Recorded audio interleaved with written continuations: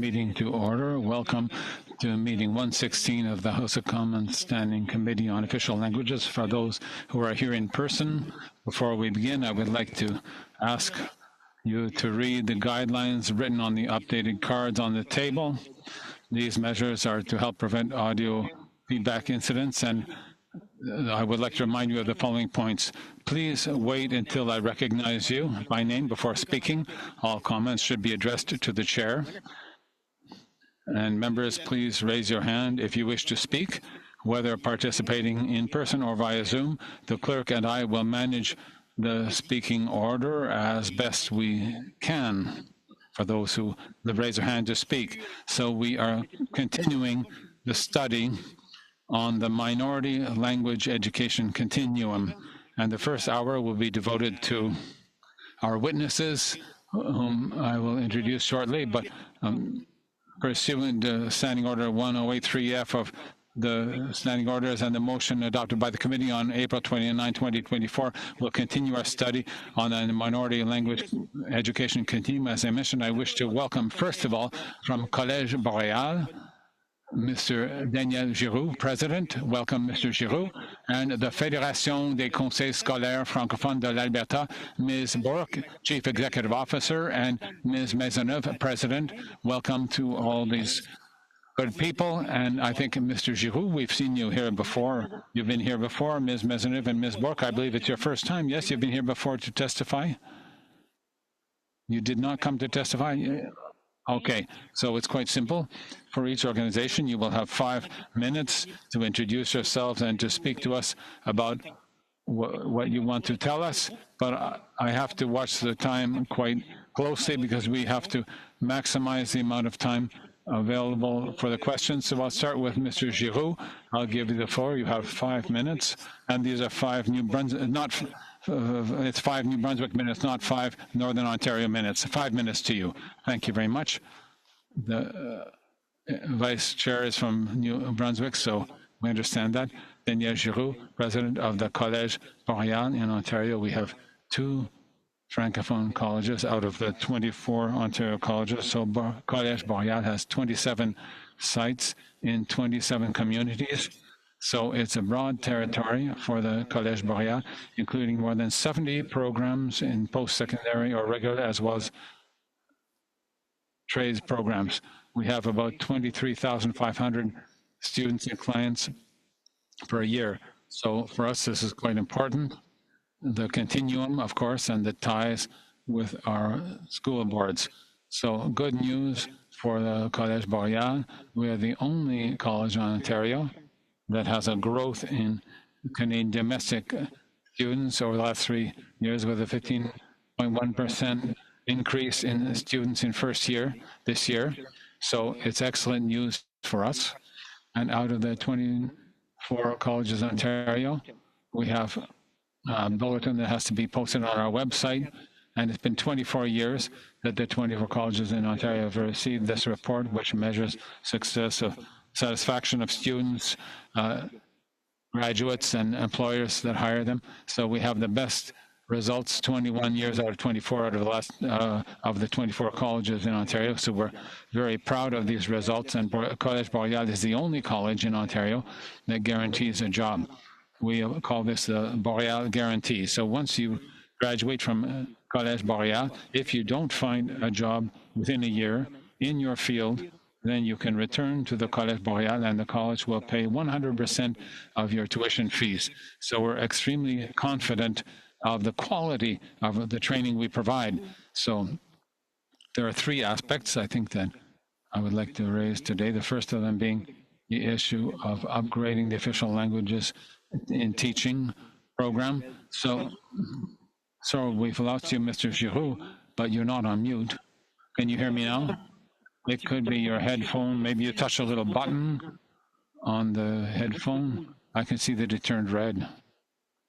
Sorry, I'll stop the clock for you. Can you hear me now?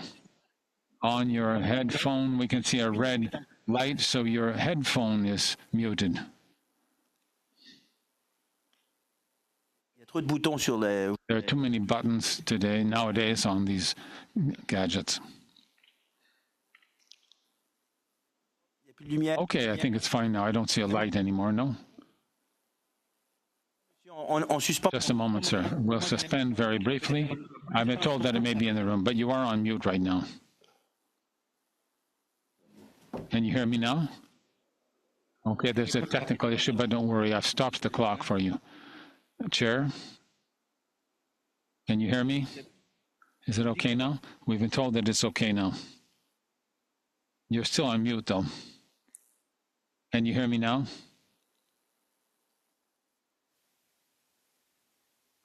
We can hear him. I'm not sure everyone. The people on Zoom can hear Mr. Giroux, but unfortunately we can't hear.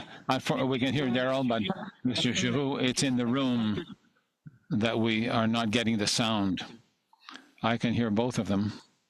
And by the way, Daryl, you have a nice voice.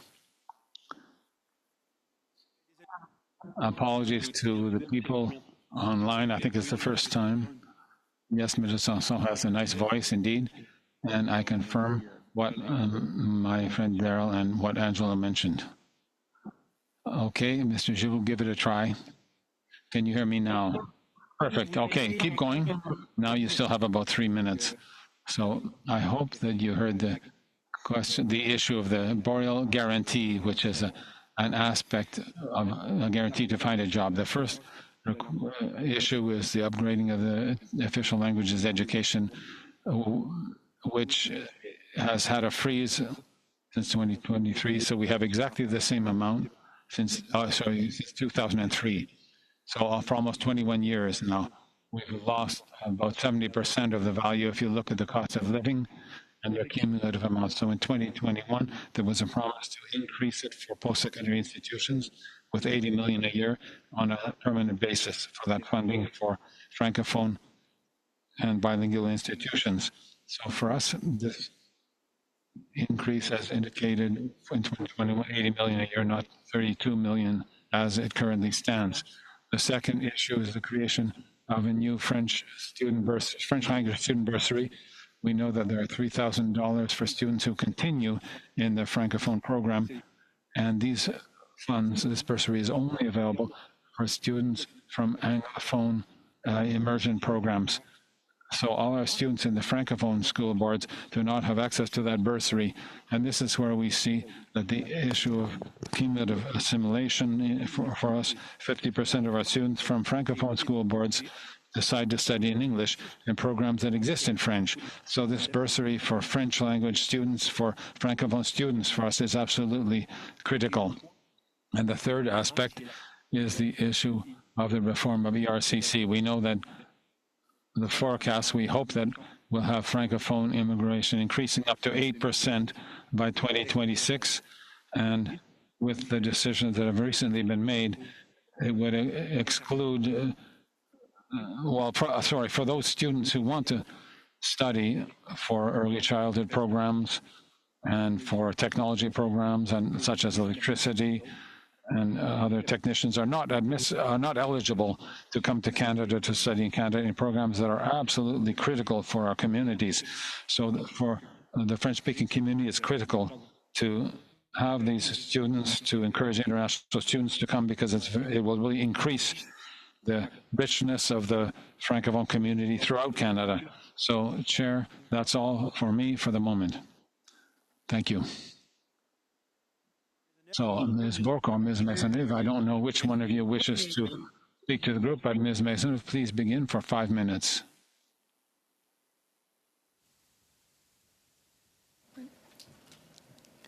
Vous êtes en sourdine. You're on mute. My apologies. So, first of all, I wish to thank you, Chair, and members to give me the opportunity to testify on behalf of Alberta's French language school boards. I'm Sylviane Maisonneuve, and I'm chair of the Fédération des Conseils Scolaires de l'Alberta, also known as FCSFA, founded in 1995, which includes the 4 French language school boards in Alberta. They created the FCSFA to create a dialogue, collaboration, organization for demands and lobbying, which enables the 4 school boards to collaborate on issues of common interest and in the provision of services that serve all of the province's French language schools while maintaining autonomy of each of the school boards. As of September 2024, some 9,550 students are in 45 Francophone schools in Alberta from kindergarten through to grade 12. The 2021 census shows that more than 67,000 children in Alberta are entitled to instruction in a French language school. After Ontario, it's the province with the largest number of students that are entitled to French language education outside of Quebec. Only a fraction of them have access to and attend a French language school in Alberta. Why such a difference between the number of students and the potential? One of the major challenges that explains this gap is the underfinancing of the French language school boards in Alberta, having had outdated infrastructure that the English school boards didn't need. They had to spend part of their budget on maintaining buildings, and they also had to provide school transportation for students spread over a vast territory. Certain strategies for programming are also designed based on by the government department for the overall education of the province, but when we try to apply those policies to the Francophone sector, it doesn't really apply. So each dollar spent by Ottawa for the French language minority language sector doesn't go in the right direction, and it would be the right thing to enable us to do certain things we couldn't do without this funding. But it is not sufficient, taking into account the huge challenges we face. Since the Supreme Court of Canada decision in the BC court in 2020, it stipulated that the provinces systematically underfunded the Francophone school sections, and in Alberta we note a certain improvement in obtaining new schools, renovation, or planning for future projects. However, there's a lot of catching up to be done with regard to obtaining school infrastructure that is competitive with a majority that would enable reasonable school bus routes also for the students. And often it's a crossroads where everything happens, but these spaces are not counted by the provinces. The students live in a minority situation, and they have to be able to benefit from French as of an early age. And unfortunately, we cannot provide spaces for preschool except in cases where we have some available, which is not always the case. The financing of the federal government for community spaces in building new schools is a crucial aspect for the survival of the French language minority communities.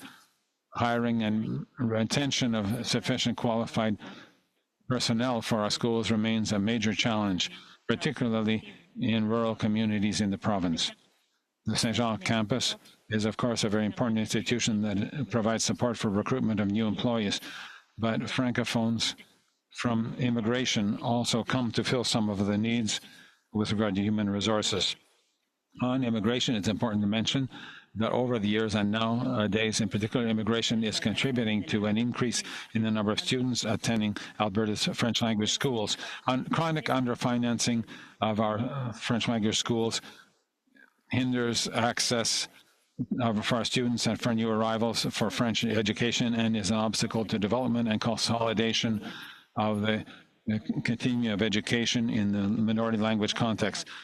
The number of people entitled to this is crucial to what has to be done in our education in the minority department, and federal government support has a direct impact on the development of minority French language communities, including the education system. On the one hand, we have to celebrate a very positive result after 30 years of management of Alberta's Francophone schools, but Section 23 of the Charter provides that the right to French instruction is not being respected when reasonable parents could be discouraged from providing French education because the English one provides a better educational experience. Thank you, Ms. Maisonneuve. You can develop further during the questions that will be asked of you, I'm sure. So for Ms. Maisonneuve, for whom it's the first time here, the first round of questions will be 6 minutes for each political party. Interactive questions and answers for 6 minutes, starting with the Conservative Party. So from the Francophone from Alberta, BC, and now Mr. Dalton, 6 minutes now. Thank you very much, Mr. Giroux and Ms. Maisonneuve. Thank you for your testimony. This is important for us. Mr. Giroux, you spoke a bit about the 20 colleges of Collège Boreal and 37 different campuses, I believe, or was it more than that? I'm not sure of the exact number. Which is the largest site, and how do you share? Because, of course, some of those campuses are smaller. So how does it work in terms of a collaboration? Are there a lot of online courses, or how do you arrange things? An excellent question. For us, with the 37 locations in 27 communities, it's clear that the largest campus for us is in Sudbury, which is about 4 hours north of Toronto. So that's really the main campus. But the second largest site is in Toronto. And then after that, we have the site in Ottawa and in Windsor and up to Northern Ontario in Timmins. So the model we have is not just post-secondary or regular programs. We also have employment programs and immigration programs. So we have 14 sites where we provide training. So we have IRCC institutions, language training in French and in English. And we also have developed a model that's called socioeconomic integration of all new arrivals. Trouver un poste à moyen et long terme qui inclut parfois de la formation et de la mise à niveau. Donc, pour nous, avec les... So, with the different services... So the other aspect, it is clear that technology used by Boreal College, video conferencing technology since 1995, we've always been at the forefront of technology. We always resort to new terminologies like Zoom, like webinars, and small communities like Cabesising. They always have maybe 2 or 3 students for early childhood child education programs. And cumulatively, we have 252 students each year just for the post-secondary regular programs for early childhood education. Then we have a learning model for people who are already working in daycare. So we have about 500 students yearly just for early childhood education programs. Well, I'll cut you short because I have other questions and I want to allow other witnesses the opportunity to respond. Please, can you speak to us about tuition for students? Has this been on a rising trend lately? And can you talk about the importance of newcomers to the college, the percentages, and also maybe talk to us, because I'm a bit surprised that the scholarships are only applicable to students from English-speaking schools and not French-speaking schools. Maybe I misunderstood, but can you do that in 45 seconds? It'd be great. Go ahead. Well, thank you. So for the tuition fees, we are the lowest from a domestic standpoint. So it's $2,500 in terms of tuition. And if you look at subsidies from the province and compare that with the tuition, we're about 40% lower than the national average. So there's a reduction of 13% since 2019, and it's been frozen at that level since then. So the tuition fees are really low for Ontario levels. As far as the scholarship is concerned, it's as shocking for us as it is for the 12 French language school boards in Ontario. It is not acceptable to encourage young people to go to English-speaking school boards for immersion programs. And this immersion program only involves one French language course. And if we truly want to encourage this continuum in French language education, we need to provide the same benefits and the same opportunities to students from French language school boards as the opportunities offered to English language school boards. Thank you very much. I think Ms. Maisonneuve had relatives on your side of the country. Now, a few questions for you. Now, for newcomers, what's the importance of French language school boards for newcomers to Canada? How does it work from a constitutional standpoint? What I know is that parents with an education received in French when they arrive Canada they are entitled to school their children in French language schools, but this is not the same right for newcomers who are French speaking. So how does this work in Alberta? Is the provincial government opening up its doors for newcomers to come if they're French speaking? Alors, ma réponse à cette... Well, my answer to that question is yes. Luckily, the French language school boards have the right to manage their admission programs across the province and into the schools without any intervention from the government. So from that standpoint, there's some form of autonomy, which is a good thing. And I'd like to turn it over to Giselle to see if she has something else to add. In 10 seconds, Ms. Book. Yes, I confirm that we manage registration. So if parents can prove that they attended a French language education systems in their countries, we can admit them. Thank you very much. Thank you, Mr. Dalton. Ladies and gentlemen, the second round of questioning, or the second round of 6 minutes, will be led by the Liberals through Mr. Serré. Mr. Serré, over to you for 6 minutes, please. Thank you, Mr. Chair. Thank you, Ms. Bourque, Ms. Maisonneuve, and Mr. Giroux for appearing today. I think you're bringing different perspectives, the perspective from Alberta and Sudbury and Ontario. So my questions would be addressed to you both, and I'll start with Mr. Giroux. To start with, congratulations on the track record of Sudbury, of Boreal College, and for the exceptional work that you're doing, not just through your French language education, but also in terms of immigration, agriculture, and the economy across Ontario. I think the work that you're doing makes us really proud, and I'm happy that you're here to talk to us. And we already addressed the issue of the continuum of education at post-secondary level. We want now to focus on early childhood education. So I'd like to know, because you're here, you're in that institution to train people on early child education. There's a shortage, a scarcity of labor, and there's equally immigration issues intervening here. But can you describe some of the challenges you're experiencing from an institutional standpoint? And I'll ask Ms. Maisonneuve, in Alberta, what are your challenges, which probably are different from those of Collège Boréal, because you you come into the discussion as an employer. So, Mr. Giroux, can you discuss this issue of labor shortage, tensions in terms of funding as far as daycares are concerned? Thank you very much, Mr. Serré. It was a pleasure to see you. It is clear that for us, for Boreal College, the early childhood education program is one of the most popular at the post-secondary level. The statistics for this year is 252, and the learning modes as well. We've been able to make the course accessible online, which has enabled us to garner another 150 people more. And this is critical for the college. And even then, we cannot churn out as many graduates as our partners require.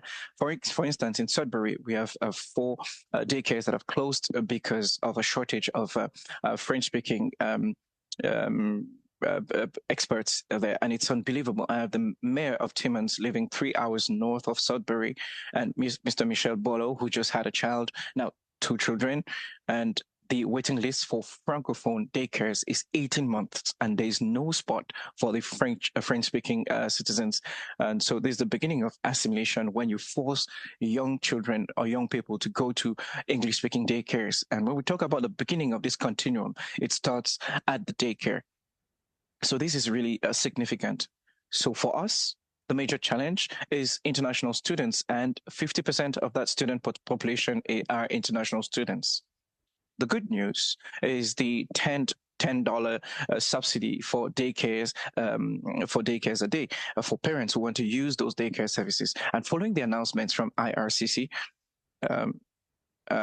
programs, early childhood programs will no longer be eligible for international students. So we are going to lose 50% of our students, and there's already a shortage in that field. So it's going to be a disaster altogether.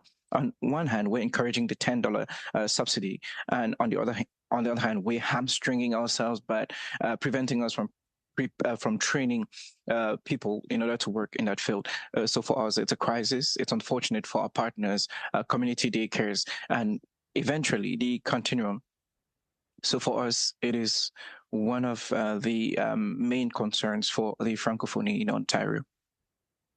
Ms. Maisonneuve, virtually the same question, but also I'd like to know what can we do to encourage our students at secondary school level to apply to take courses or take enroll in programs on early child education.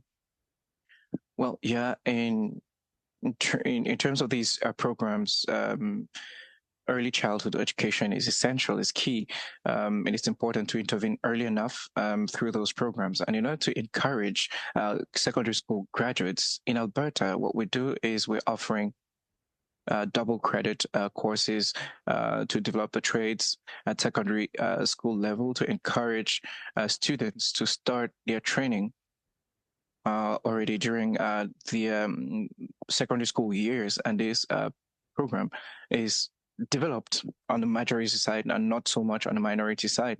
And for early child education, there are programs at the Saint-Jean campus in Alberta. So we can create partnerships on that front.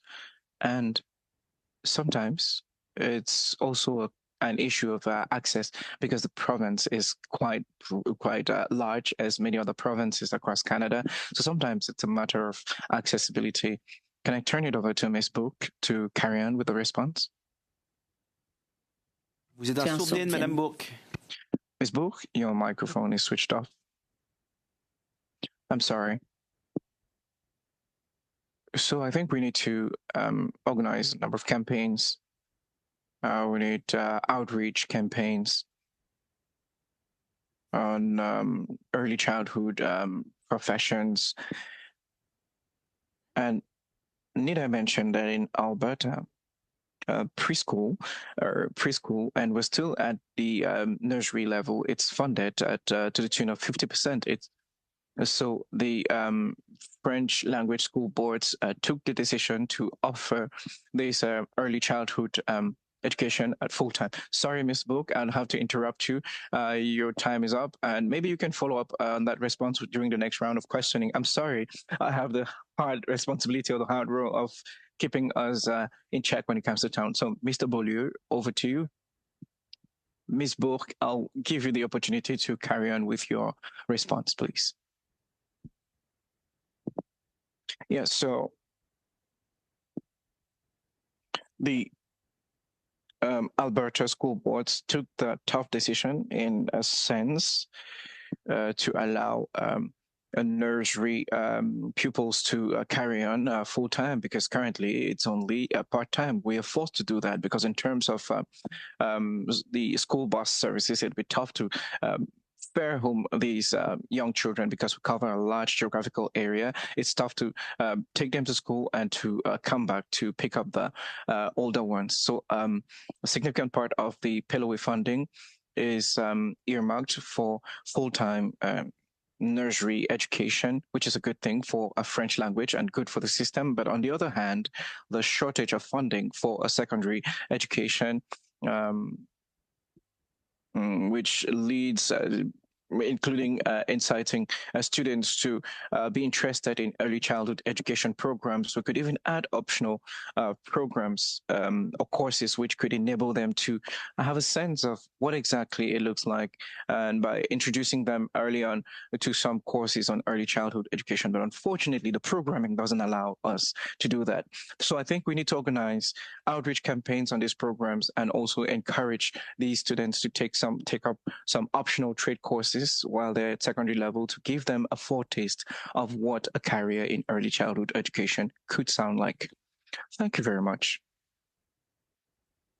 For Mr. Giroux, you mentioned that you have about 4,000 to 5,000 students in early childhood programs, and this is mainly comprised of international students. I didn't understand that. I didn't quite catch that. Could you clarify, please? Excellent. So I said 252 students on post-secondary full-time programs with different modes of learning. So these people, some of them are taking the courses online, and this brings in an additional 150 students. So brings the number to about 450 students in the course on early childhood education with multiple modes of training delivery.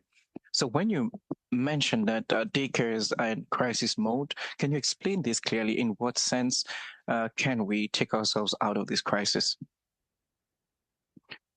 Well, I think that one of the aspects that we started, and this is going to affect different communities. So if there's a major shortage in a community, for instance, Windsor in the southern Ontario, will work with those institutions and try to recruit. And sometimes this recruitment happens not just within the circles of Canadian students, but also international students. I'll give you an example. From September 2024, we offered the first program in Tunisia.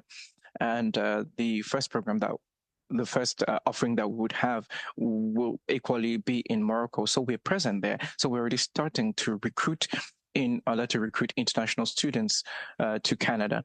And I think that this enables them to learn to know more about the college and to seize opportunities. So this is one of the strategies that we are working on.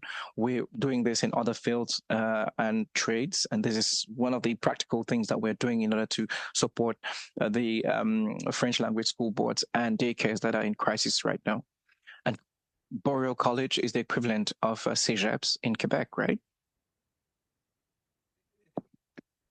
Yes, it's similar. The difference between colleges in Ontario is that we can equally offer bachelor's degree programs, 3-year and 4-year bachelor's degree programs, which is the same in social work, public administration. We have 2-year, 3-year, and even 4-year programs. So it is a combined college model, which equally involves university education. And it involves all fields, trades, community services, environment, agriculture. So there's quite a diversity in our offerings. Excellent. And for you, Ms. Maisonneuve, you spoke about the fact that in June 2020, I think there was a court decision that helped to improve things. Do you want to elaborate a little bit further? Yes, in 2020, there was a ruling from the Supreme Court on the Francophone language school board in British Columbia. It was a case of the board against the province. And this was a turning point for Canada in general. This was a ruling that came to support the claims of French language school boards across Canada. And this further brought to light the idea of real equivalency. And what we understand by this ruling is, how does a parent, if a parent reasonably determines that French education doesn't offer equivalent services as the Anglophone school board, then there's no equivalency. And so this really underpins the right to claims on the part of French language school boards across Canada. So every time we're forced to return to that posture where you have to lay claims, has that been a major change for you? In less than 10 seconds, please. Well, of course, this has helped in a way. Saying that this would prevent us from appearing before the courts is no, but it is really difficult and tiresome, and it takes a lot of time. It is definitely not the ideal thing to do. Thank you, Ms. Maisonneuve. Thank you, Mr. Beaulieu. Last round of questions for 6 minutes from Alberta, Miss McPherson, replacing Miss Nikki Ashton. Miss McPherson, over to you for 6 minutes. On the witness list today. It's very nice to see you both. I wish you could be here in person. And I'm also, of course, extraordinarily proud to represent Edmonton Strathcona, which has the French Quarter in it, and such a dynamic French community, including Campus Saint-Jean, where I am studying French. I have to say that when I started this job, I didn't speak any French at all because of the failure of the education system in Alberta to provide French immersion training opportunities for me. I have been studying at Campus Saint Jean, so I'm going to ask some questions in French, but I will ask for all of your forgiveness because I'm still very much a learner. So, j'ai répondu avec la. So I've had to deal with the Francophone school board several times, and I know that they have well documented standards, and they have a number of spots available in Francophone schools with children of schooling age, and in Francophone homes in Alberta, and a number of Albertan parents who want bilingual education for their children. There are about 5 Francophone schools in my riding in Edmonton Strathcona, and my question to you, how many schools should there be, and how many other Francophone schools do we need in Alberta in order to address the demand? Please. Beaucoup, mais I'll say many, but in terms of statistics, I'll turn it over to Ms. Book. Yes, but 30 years ago, we did not have management of the Francophone language school board, and back then we had 360 students spread across 2 Francophone schools. 10 years later, in 1994, we had 2,100 students and 14 schools. 10 years later, 6,000 for 37 schools. Currently, we have 45 schools to service 9,000 students. So if we consider that we have 67,000 students who could potentially attend Francophone schools, this would take us surely about 100 schools over the next 10 years. And why? Because in a city like Edmonton,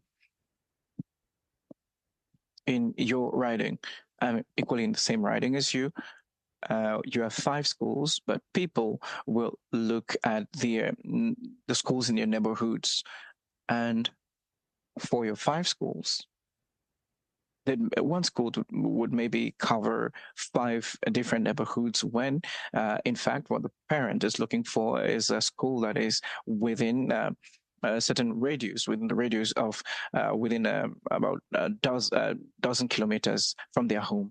So the French language school boards have a major challenge. It is the amount of money that we have to inject in school bus services. So significant amount of our budget is dedicated to the bus service because there's not enough schools. Over the next 10 years, about 100 Francophone schools in Alberta are required. And I imagine that many other provinces across Canada could have face the same issue. So it is those proximity schools that are really important in order to be able to service our population. L'école, mais si tu ramasses aussi les restes que les anglophones ne veulent plus. An equivalent, because if you have to pick up the remaining students that the Anglophone system doesn't want, that makes a significant number as well. At the end of June, I replaced a school director or school head teacher, and this was a school from the Anglophone school board that we were renting. And this is a school that was built for 7 to 9 and had students from 7 to 12. So this can give you a sense of the challenge in terms of what we're experiencing at the schools. Also, we still have some Francophone schools in Alberta that don't have a gym, that don't have a with no possibility to teach the trades like early childhood education because we don't have any rooms inside within those schools.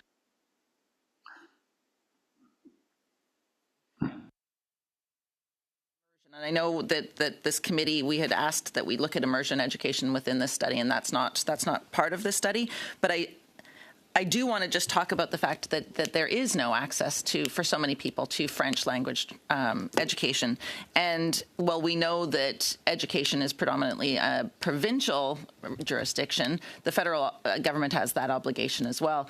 I wonder if you could talk briefly about how difficult it has been to work with the provincial government on this. You know, we know with regards to Campus Saint-Jean that the provincial government failed to meet its obligations to fund the campus. The campus, of course, is the primary place where French teachers get their education to be able to work in the schools. I'm wondering if you could talk a little bit about that.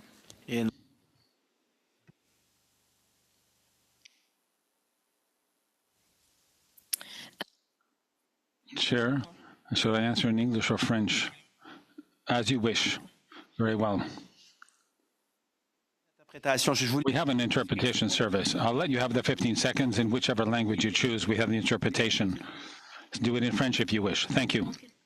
So I would say that that is a complex question that has no easy answer because, first of all, there have been gains in terms of our collaboration with the provincial government, and also there are challenges that remain. Communication challenges are certainly open. The progress in terms of decisions, it's very slow.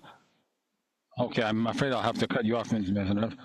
We've gone to 6.5 minutes, and I want to get as many questions in as possible, but you can develop further because it's an interesting answer that you started. The next one on the list will be for 5 minutes. Ms. Gladu. Merci, Monsieur le Président. Thank you, Chair, and welcome to our witnesses. My first question will be for Mr. Giroux. You said that you have seen a growth in domestic students. Is it equal across all your locations? Is it in certain programs? Could you elaborate?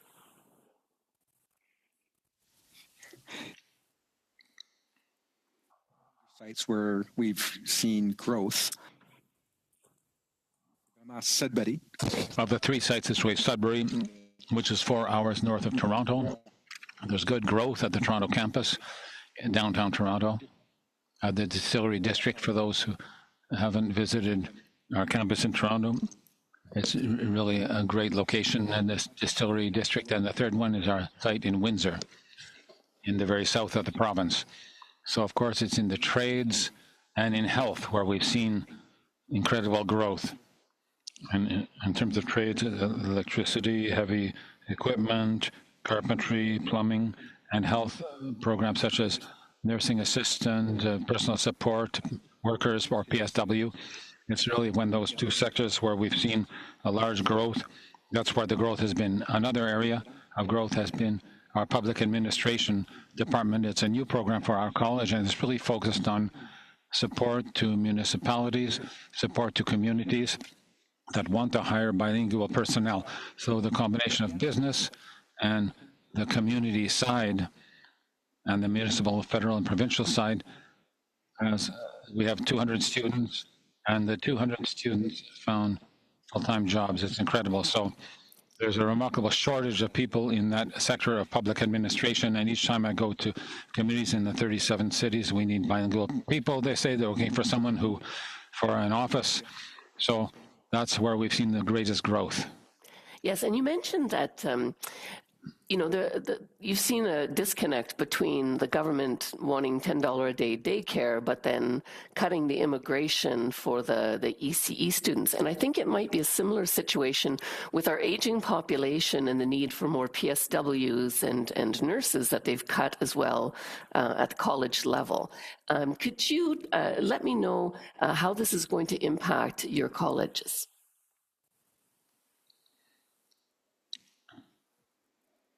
It has a remarkable impact. So if we look at early childhood, 50% are international students, and we just lost 50% of our early childhood services students, and we're one of the largest francophone suppliers of workers in Ontario. So if they cut back our registrations and graduates by half, what will that do for daycare centers and for the economy?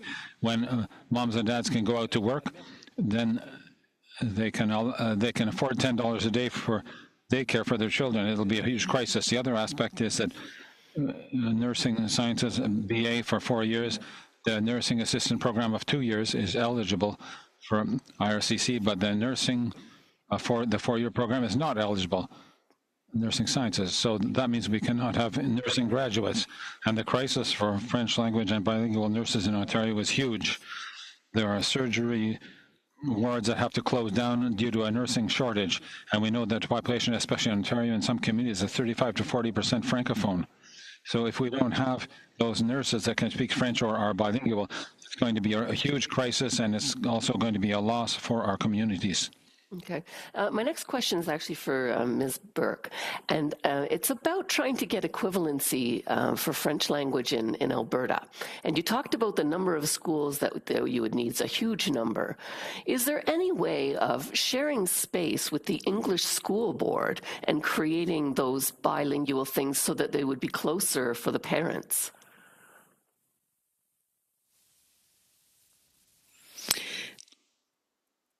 When it's possible, we already do it. In Jasper, we have a school that was built about 8 years ago, and we share with the English sector for that school that it was built. It's not the best situation because our students in a minority community are then encouraged a lot to speak English. So it's important to maintain locations where it's possible for them to speak French as much as possible. And of course, we have English language school boards that have given us land. I'm not going to say that there hasn't been a sharing with the English sector. That's not the thing. But the reality is that our schools are not always equivalent to the majority. And that's one thing. There's the infrastructure, but there is also, when we talk about equivalency, which is difficult to achieve frequently, when the provincial government puts forward something. I'll give you an example. The Premier drew up a mandate letter to the Minister of Education, which said you absolutely have to increase with regard to all the students that can participate as of secondary in trades courses. But in Alberta, the only Francophone institution is the Saint Jean campus with a small college that has 3 programs. So at present, one of the steps we're taking to the provincial government is to explain to them that the structure that they created cannot work for us. However, we do have solutions. Are they ready to enable us to engage in collaboration like with Collège Boréal, which is outside of Alberta?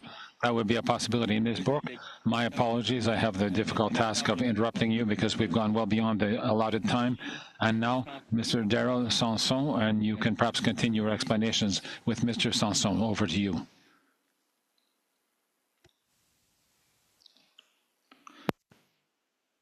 We can't hear you. The same thing as earlier. I'm going to stop the clock.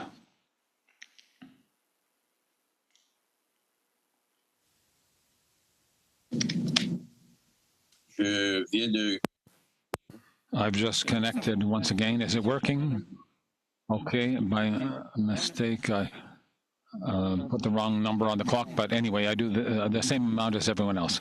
Thank you, Chair. You know that every second counts. It's very important for a minority community. I'd like to begin by saying, well, hello to my colleagues, Mr. Giroux. Very pleased to see you again.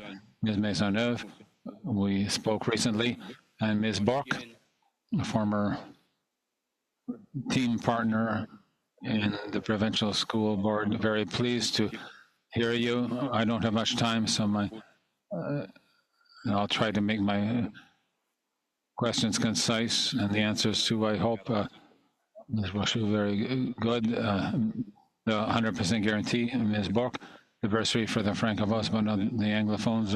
It's a decision made by the province. You have to have a discussion with the province. In Nova Scotia, previously, we didn't give priority to Acadians, and 5% of the Acadians came to the surface because 5% of the population was involved. So these are things that we have to settle quickly. And early childhood services, now I know that you're aware that Bill C-13 has just put some meat on the bones. So we have the pre and post, in other words, the continuum. Finally, this is going to enrich this with C13, which will increase the demand in your area. And the cutbacks you talked about for immigration, well, there will have to be conversation with the immigration minister, because we have a structure in place for educators and physicians, but perhaps we should add early childhood. Maybe you could comment on that for half a minute. I can start. Thank you, Mr. Sanson. For the question of the French language bursaries, there were bursaries in the past that were eliminated in Ontario, but right now the bursary of $3,000 for Anglophone school boards in the immersion program comes from Heritage. So that means it's federal, and throughout the association, the Francophone organization which handles this. So it doesn't come from the province. That's all right, but you know where the problem is, so you have the power to, if you wish to discuss it with me in the writing, I'd be very happy to help you in that regard. Excellent. Friends from the school board, as I mentioned, it's very important. This study here is very important for pre and post and for the school levels. So I appreciate having the opportunity to discuss it. You're no doubt aware that the strategic agreement was signed by Heritage Canada and the Federation of School Boards 7 or 8 years ago. Okay, so within that agreement, you had to consult, and I note that currently there are negotiations underway with the Alberta government and Canada, precisely for the funding of the OLEP, if I understand correctly. Have you been consulted?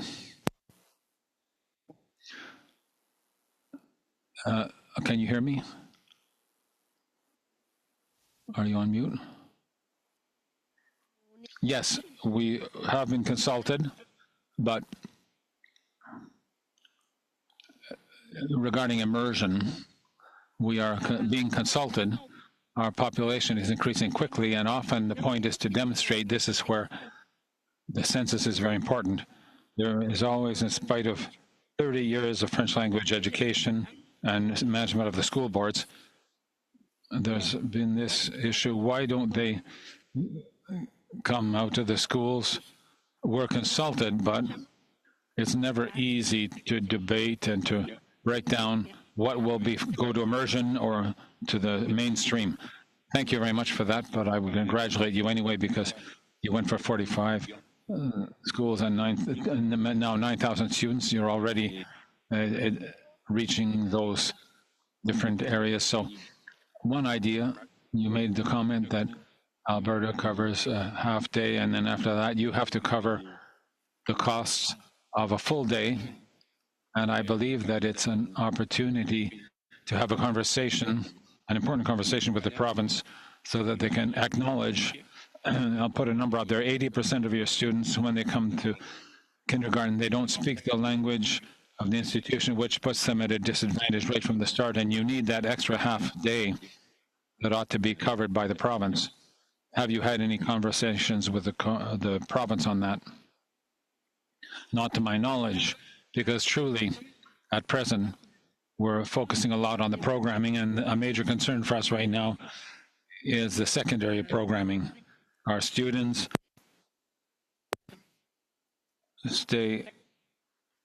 don't stay in the schools as long as we would like to. So we are talking with the province about infrastructure, which is a huge aspect, and our programming for the secondary level.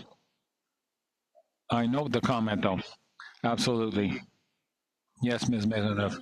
Yes, I would just like to add that, yes, we have had conversations with the government on this issue of half-time kindergarten, and I talked earlier about how complex our relations with the government are, but the English language majority is also having those discussions with the government and is also demanding full-time kindergarten. So in our relations with the government, they always use this majority lens to assess the needs. Yes, I've had the same thing, but you have to put across to them that there's a distinct difference. 80% of your students don't speak the language of the institution, and the Anglophones do speak it. They have their language, so it's not equal, it's not equivalent, as you stated. And perhaps, as you mentioned earlier, well, there's a solution, a possible solution. Thank you, Mr. Sanson. Thank you, Mr. Sanson. I already gave you an extra minute or more to balance things out with Ms. Gladue and Mr. Sanson. For our next speakers, I'll add 1 minute based on the time already agreed on. So, Mr. Beaulieu, 3.5 minutes. My first question is for Mr. Giroux. I think it has to do with the bursaries, but you talked about the competition for immersion schools. Could you talk to us more about that, please? Yes, absolutely. So we know that the Heritage Fund of $3,000 for the immersion program students with our partners from the 12 Francophone school boards, they talk about discrimination. So a $3,000 bursary to those students, we talk about a continuum, but they're transferring to a Francophone program. When the major challenge that exists is, I think Ms. Bork touched on this earlier, the students, the people already in secondary school or even primary school that decide to switch to English, what can we do in order to keep them and encourage those students to stay in the French program? So I know that in my case, when there was a bursary for French language students when I studied, that was what swayed my decision to study in French instead of English. It makes a big difference. And the advantage now, when I got my diploma, but I think it makes a big difference to reduce the cumulative assimilation and encourage the continuum from kindergarten through all the way through primary, secondary, and post-secondary, with a huge value added for this bursary to continue in that continuum. I think it's a huge value added, and it prevents or discourages students from making that change to the English language school boards.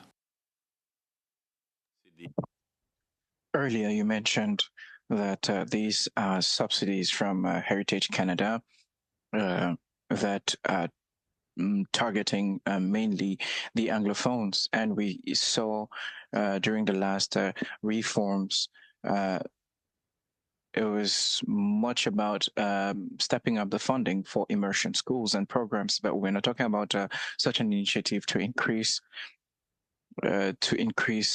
scholarships and opportunities for and by Francophones. So that assimilation is still ongoing. So is it not is not smarter to focus on schools by and for Francophones, especially considering that there's more and more that drive towards assimilation? Absolutely.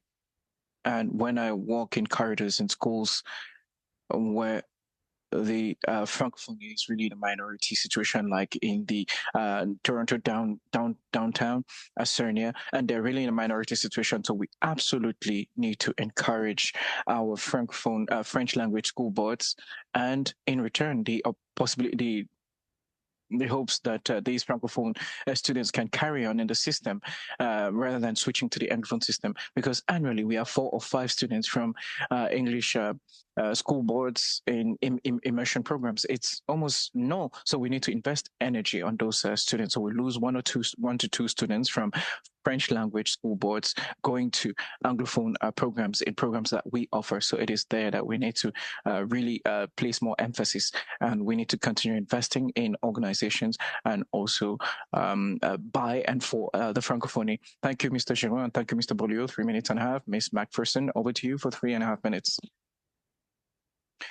Thank you very much. This is quite interesting.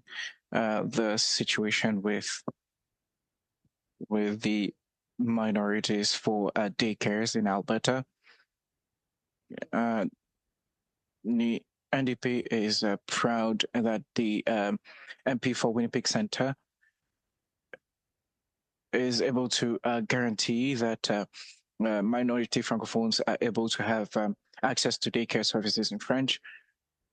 But with a list of 30 people, it's more difficult for families in Alberta. Could you please talk to us about these waiting lists in Francophone daycares?